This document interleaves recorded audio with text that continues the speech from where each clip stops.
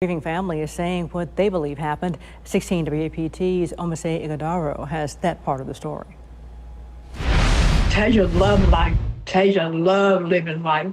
Like, there's no way that she took her own life.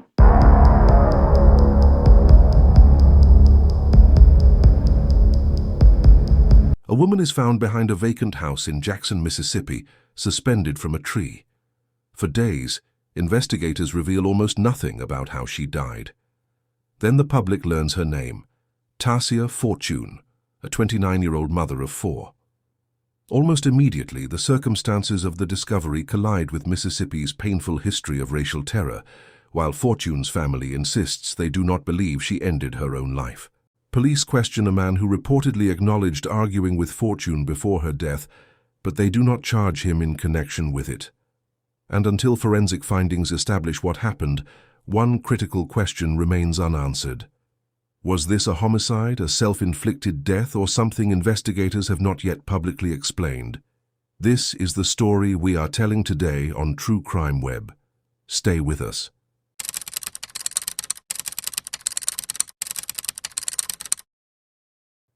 The setting is West Jackson, Mississippi, on the 500 block of Road of Remembrance. It is a predominantly black area, and residents describe the neighborhood to reporters as ordinarily quiet. Behind an unoccupied house, however, neighbors encountered something that would bring police, firefighters, journalists, elected officials, and eventually national attention to their street. A woman had been found deceased, suspended from a tree. Officers arrived shortly after 9 o'clock that evening, according to contemporary reporting. At first, authorities did not publicly identify her. Investigators reportedly believed she may have been at the location for approximately 3 or 4 days, and firefighters used specialized equipment during the recovery. Those details were enough to make the discovery deeply unsettling. In Mississippi, however, the manner in which this woman was found carried an additional historical weight that could not be separated from the public reaction. Mississippi has a documented history of racial terror lynchings, and that history immediately influenced how some residents and local officials interpreted the scene. Before a medical examiner had announced a cause or manner of death, fears began spreading that the discovery could represent a racially motivated killing. Those concerns were understandable in their historical context, but concern is not the same thing as evidence. At this stage of the investigation, authorities had not publicly established that Fortune had been murdered, much less that race played a role in her death. That distinction is central to this story. From the beginning, there were effectively 2 narratives developing at once: the forensic investigation, which was moving cautiously and largely outside public view, and the public conversation, which was moving far faster. Several days after the discovery, the Hinds County Coroner's Office publicly identified the woman as Tasia Fortune, 29 years old, and the mother of 4 children. Suddenly, the mystery had a name and a family. Relatives described Fortune as strong-minded and generous, someone who cared deeply for her children and family. She had connections to Kentucky and had recently spent time there visiting relatives. Family members told reporters that when they had seen her in the weeks before her death, they did not recognize the portrait of a woman preparing to end her life. Her mother was particularly clear. She did not believe her daughter had taken her own life. That conviction matters because it explains the family's demand for a deeper investigation, but it cannot by itself determine the medical findings. Families know dimensions of a person's life that investigators may initially know nothing about. Forensic specialists, meanwhile, work from physical evidence that relatives may never have seen. In this case, those 2 worlds were now waiting for the same answers. And the answers were not coming quickly. Jackson police described the matter as an active death investigation, but publicly released few specifics. There was no announced cause of death. There was no publicly announced manner of death. Authorities had not identified a homicide suspect, nor had they publicly ruled out homicide. The absence of information became part of the story itself. Residents wondered why a case with such obvious historical sensitivity was not receiving more detailed public communication. Others cautioned that investigators sometimes remain deliberately quiet, precisely because evidence is still being collected, Witnesses are still being interviewed, and premature conclusions can damage an investigation. Both realities could be true at once. The public could reasonably want transparency, while detectives could reasonably protect information that had not yet been verified. But soon, pressure on authorities would move beyond community discussion. A Jackson elected official was about to ask the federal government to become involved, and investigators were examining someone who had apparently been in contact with Fortune before her death. What he reportedly told detectives would intensify scrutiny without answering the central question. Jackson City Councilman Kenneth Stokes publicly pushed for greater urgency. He contacted the United States Attorney's Office for the Southern District of Mississippi and requested federal assistance. Stokes spoke as though he believed a crime had occurred and called for whoever was responsible to be identified. His concern was rooted partly in the extraordinarily charged symbolism of a black woman being discovered in this manner in Mississippi. That means she was high in the air.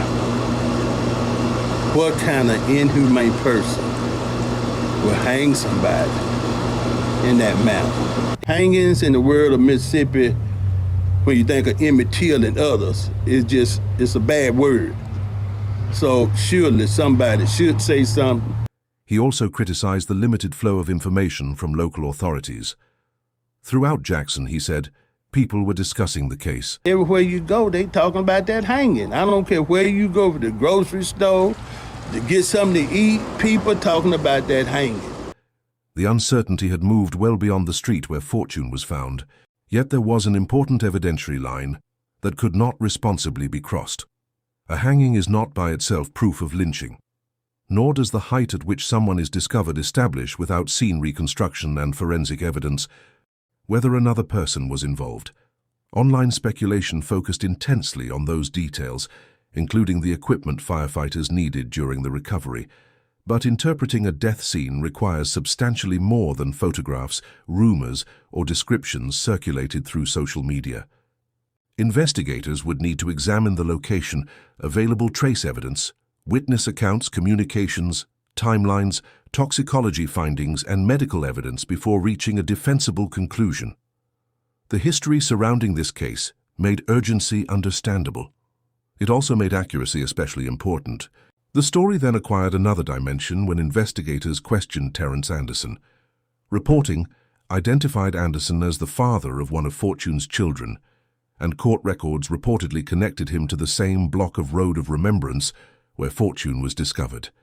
According to statements attributed to detectives during subsequent court proceedings, Anderson denied involvement in Fortune's death. At the same time, he reportedly acknowledged that he and Fortune had been involved in an argument before her death. Police reportedly characterized the two as having had a relationship, while Anderson disputed that description. Those facts generated considerable attention, but none of them, individually or collectively, established criminal responsibility for Fortune's death. This is precisely where true crime coverage can become misleading if suspicion is allowed to turn into certainty. Living near a scene does not prove involvement. An argument does not prove homicide. Being questioned by police does not mean someone has been charged, or even that prosecutors possess evidence sufficient to charge them. And at the stage reflected in the reporting behind this story, Anderson had not been charged with causing Fortune's death. Investigators were gathering information and reconstructing events, and the distinction between what was suspicious to observers and what could actually be demonstrated through evidence remained enormous. Then Anderson was arrested, but not for Fortune's death. He appeared in Jackson Municipal Court on an unrelated allegation of being a felon in possession of a firearm. Judge Jeffrey Reynolds set bond at $250,000, according to local reporting, and Anderson was held at the Hinds County Detention Center in Raymond. The timing naturally fueled speculation that police were using the unrelated case to keep someone they were examining in custody while Fortune's investigation developed. But without confirmation from authorities, that interpretation remains speculation. A bond amount can be influenced by multiple legal factors, and it should not be treated as a hidden judgment about an uncharged case. That leaves an uncomfortable but essential question. If Anderson had not been charged in Fortune's death, and the medical examiner had not publicly determined how she died, what evidence did investigators actually have behind closed doors? And what, if anything, would the forensic examination reveal? At this point, it is useful to strip away everything the internet has added and return to what had actually been reported. Fortune was found deceased behind a vacant property in West Jackson. Her body had apparently been there for multiple days. Police opened an active death investigation. Her family publicly rejected the idea that she would intentionally end her life. A local councilman requested federal assistance. Detectives questioned Anderson, who reportedly denied involvement while acknowledging a prior argument. Anderson was subsequently jailed in connection with a separate firearm case, not Fortune's death. And the decisive medical findings had not yet been publicly released in the reporting reflected here. Those unresolved forensic findings matter enormously. A medical examiner does not simply choose between homicide and suicide based on appearances. Cause of death and manner of death are related but different determinations. Investigators may combine the medical findings with evidence from the scene, interviews, digital records, and other investigative material. Sometimes that process produces a clear answer.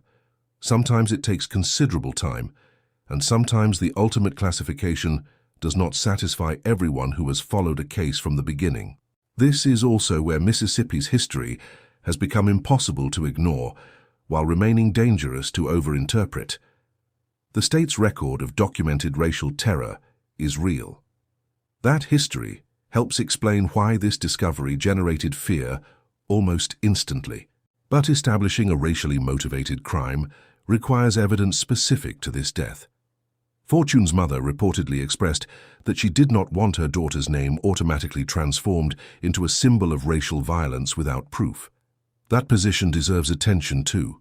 Her daughter was a person before she became a headline, and the family's central demand was for answers about what actually happened to her. Similar debates emerged because other deaths involving people discovered suspended from trees in Mississippi had previously been classified as suicides. For skeptical residents, those cases deepened distrust. For others, they demonstrated why each death must be examined individually rather than interpreted through a predetermined pattern. Neither public skepticism nor official reassurance substitutes for evidence. Trust is strongest when conclusions can be supported by a transparent and professionally conducted investigation. If you're finding this careful, evidence-first approach valuable, you can support True Crime Web by liking the video, subscribing to the channel, and sharing your perspective in the comments. In unresolved cases especially, tell us what questions you believe investigators need to answer. But please avoid presenting allegations against uncharged individuals as established facts. For Fortune's relatives, these distinctions are far more than an intellectual debate. 4 children lost their mother. Her relatives began raising money for funeral expenses and support for the children, and the campaign reportedly exceeded its initial goal quickly. Family members continued emphasizing the person they knew, a woman who loved her children, maintained connections with relatives, and had recently spent time with family. Her parents acknowledged that, like anyone, she had experienced difficult periods, but they remembered someone who knew she was loved. That testimony has understandably become central to the family's belief that another explanation must exist. Yet one of the most difficult realities in any unexplained death investigation is that personal impressions cannot resolve forensic questions. A person may conceal profound distress from loved ones. Conversely, a scene that initially appears consistent with a self-inflicted death can contain evidence pointing elsewhere. Investigators cannot responsibly begin with the conclusion demanded by either possibility. They have to determine which explanation is supported by the complete record. And this is where the case reaches its most consequential crossroads. If the medical findings support homicide, detectives will face the task of identifying who was responsible and proving that conclusion in court. If they support suicide, investigators will have to explain how the evidence led there in a community already primed to distrust such a finding. If the evidence remains inconclusive, Fortune's family could be left in the hardest position of all, knowing she is gone without knowing with certainty why. There is another issue running beneath this investigation: the speed at which uncertainty becomes certainty online. Within hours of cases like this entering the public conversation, theories can harden into supposed facts. A person's proximity to a scene becomes evidence of guilt. A disagreement becomes a motive. Historical parallels become proof of identical circumstances. Police silence becomes evidence of a cover-up. None of those leaps is justified without additional evidence. At the same time, public scrutiny can serve a legitimate function by encouraging transparency and ensuring that difficult cases do not disappear from attention. The challenge is maintaining pressure without manufacturing answers. For Jackson Police and the Mississippi State Medical Examiner's Office, that means the eventual conclusions will carry unusual weight. This is not merely because of the attention surrounding Fortune's death, but because public confidence depends heavily on whether authorities can explain what evidence supports their findings. A final ruling, whenever it arrives, will answer some questions. It may also create new ones. If investigators determine another person was involved, attention will shift toward timelines, relationships, digital evidence, and possible motive. If they determine otherwise, many members of the public will want to understand the forensic basis for that conclusion. Terence Anderson must also be described with precision. Based on the reporting supplied for this story, his firearm allegation is a separate legal matter. His reported argument with Fortune and his proximity to where she was found are relevant investigative details, but they do not establish that he caused her death. Unless authorities file charges supported by evidence, it would be irresponsible to describe him as Fortune's killer. The presumption of innocence applies regardless of how compelling circumstances may appear from outside an investigation. And perhaps that is what makes this case so difficult to discuss. There are powerful emotions surrounding almost every element of it. There is a family convinced that something is wrong. There is a community carrying the memory of genuine historical atrocities. There are officials demanding action. There is an individual whose name has entered the story without any charge connecting him to Fortune's death. And above all of them sits the unanswered forensic question around which everything else revolves. Tasia Fortune was 29 years old. She was a mother of 4, a daughter and a sister. Whatever investigators eventually determine, those facts should not become secondary to theories about her final days. Her family has asked for answers, but they have also asked that she be remembered as the person they knew, rather than reduced to the circumstances in which she was found. For now, the responsible conclusion is also the least satisfying one. The public does not yet have enough verified information to say exactly what happened to Tasia Fortune. Suspicion is not proof. Historical context is not forensic evidence. Police questioning is not a criminal charge. And a family's conviction, however sincerely held, cannot substitute for a completed investigation. What can be said is that a young mother's death deserves a thorough examination, that any credible evidence of another person's involvement deserves to be followed wherever it leads, and that any official conclusion should be grounded in evidence strong enough to withstand serious scrutiny. Until then, this remains a story defined not by an answer, but by the absence of one. Somewhere between the last confirmed moments of Tasia Fortune's life and the night she was discovered on Road of Remembrance lies the truth of what happened. Investigators now have the responsibility to establish that truth. Her family has the right to keep asking for it. And the public has a responsibility not to replace missing evidence with certainty. So until the evidence answers the question remains: what happened to Tasia Fortune?